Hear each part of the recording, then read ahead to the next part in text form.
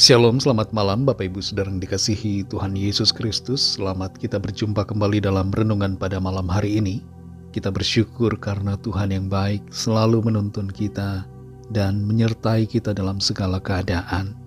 Meskipun ada bencana di mana-mana, ada perang dan konflik, ada krisis dan berbagai situasi yang kelihatannya menakutkan, kita bersyukur selalu dan tetap percaya dalam kasih karunia dan perlindungan Tuhan. Sebelum kita mendengarkan renungan firman Tuhan, mari kita berdoa. Terima kasih Tuhan, kami bersyukur ya Bapa untuk penyertaan-Mu di sepanjang hari ini yang sudah memampukan kami. Saat ini kami mau mendengar kebenaran firman-Mu. Urapi kami untuk mengerti dan mentaati setiap kehendak-Mu. Dalam nama Tuhan Yesus kami berdoa. Haleluya. Amin. Saudara yang dikasihi Tuhan, ayat firman Tuhan saat ini terdapat dalam Injil Yohanes pasal 5, ayat 3, ayat 5, dan ayat yang ke-6. Tertulis demikian. Dan di serambi-serambi itu berbaring sejumlah besar orang sakit, orang-orang buta, orang-orang timpang, dan orang-orang lumpuh, yang menantikan gonjangan air kolam itu. Di situ ada seorang yang sudah 38 tahun lamanya sakit. Ketika Yesus melihat orang itu berbaring di situ, dan karena ia tahu bahwa ia telah lama dalam keadaan itu, berkatalah ia kepadanya, "Maukah engkau sembuh?" Saudara yang dikasihi Tuhan, seorang ibu membawa anaknya ke bagian gawat darurat di sebuah rumah sakit. Tapi sesampainya di sana, dokter mengatakan agar anaknya dibawa ke klinik pada besok harinya dan tidak perlu masuk ke bagian gawat darurat sehubungan dengan kondisinya yang tidak emergensi. Ruang gawat darurat di rumah sakit biasanya dikhususkan untuk kasus-kasus medis yang mendesak dan yang membutuhkan penanganan segera.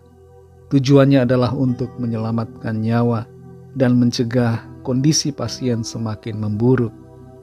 Itu sebabnya dokter dapat menentukan apakah orang yang datang ke ruang gawat darurat perlu ditangani langsung atau dianjurkan untuk pergi ke klinik pada esok harinya. Sama prinsipnya seperti seorang dokter yang tahu akan kebutuhan seorang pasien. Begitu juga Tuhan tahu akan kebutuhan kita. Tuhan lebih tahu dari siapapun akan apa yang menjadi pergumulan dan keadaan kita.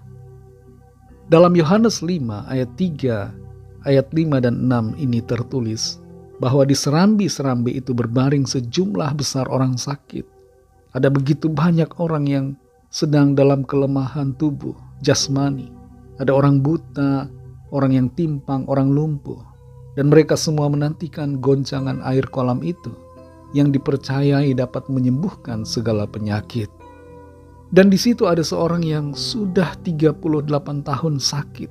Dia lumpuh, tidak bisa berjalan. Dan ketika Tuhan Yesus melihat orang itu, dan dalam kemahatauannya akan keadaan orang itu, Tuhan berkata, "Maukah engkau sembuh?" Di tepi kolam Bethesda itu, orang yang lumpuh ini tiba-tiba berjumpa dengan satu pribadi, dengan sosok yang agung, yang mulia. Pribadi Tuhan Yesus Kristus, Allah Sang Pencipta yang berinkarnasi sebagai manusia. Dia belum mengenal siapa Tuhan. Itu sebabnya ketika Tuhan Yesus bertanya, "Maukah engkau sembuh?" Orang yang lumpuh ini menjawab bahwa tidak ada orang yang menurunkan aku ke dalam kolam itu apabila airnya mulai goncang. Dan sementara aku menuju ke kolam itu, orang lain sudah turun mendahului aku. Mujizat bagi orang lumpuh ini kelihatannya sangat mustahil.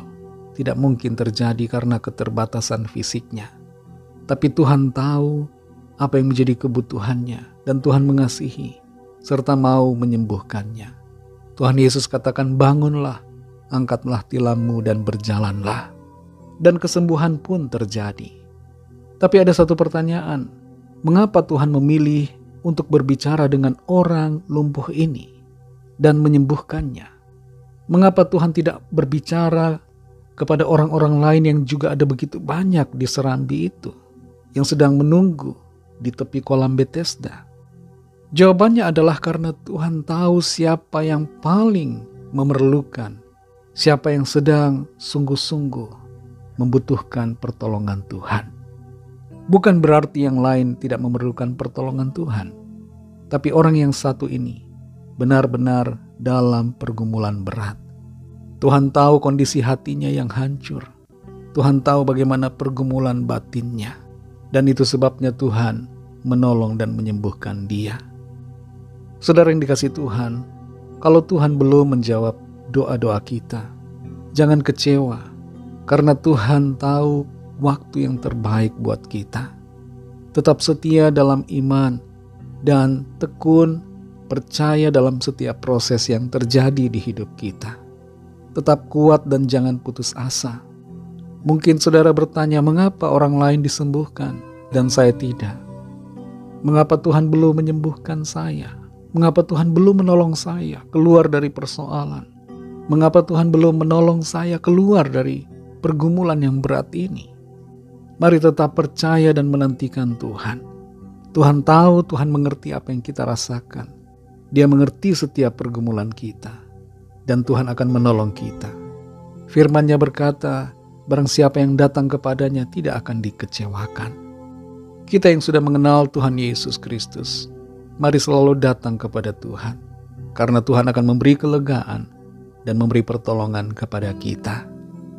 Mari kita berdoa. Terima kasih Tuhan Yesus, kami bersyukur untuk firman-Mu yang sudah kami dengar, yang memberikan kami kekuatan dan sukacita.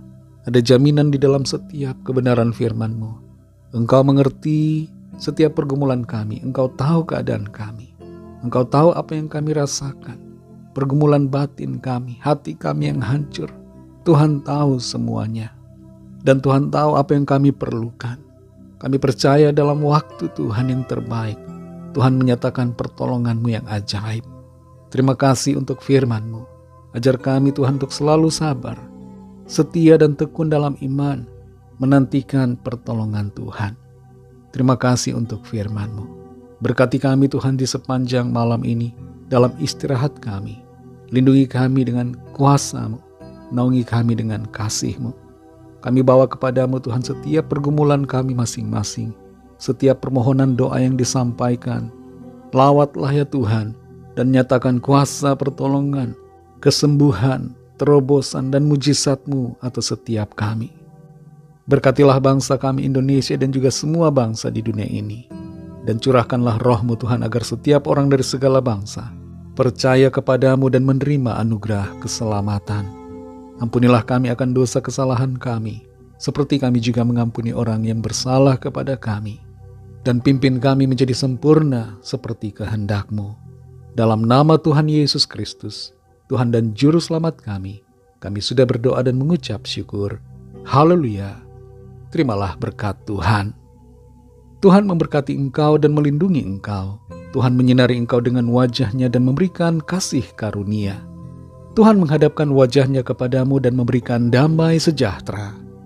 Berkat dan anugerah Allah Bapa, kasih karunia dari Tuhan Yesus Kristus dalam persekutuan dengan Roh Kudus menyertai kita semua sekarang ini dan sampai Maranatha Tuhan Yesus datang kembali dan bahkan sampai selama-lamanya. Dalam berkat nama Tuhan Yesus Kristus. Haleluya. Amin. Puji Tuhan, saudara yang dikasihi Tuhan. Saya percaya firman Tuhan menjadi berkat dan kekuatan buat saudara semua. Dan Roh Kudus akan menolong saudara untuk lebih lagi memahami kebenaran firman Tuhan dan hidup selalu dalam kemenangan. Tuhan Yesus memberkati saudara semua. Selamat beristirahat dan sampai jumpa dalam renungan yang berikutnya. Haleluya.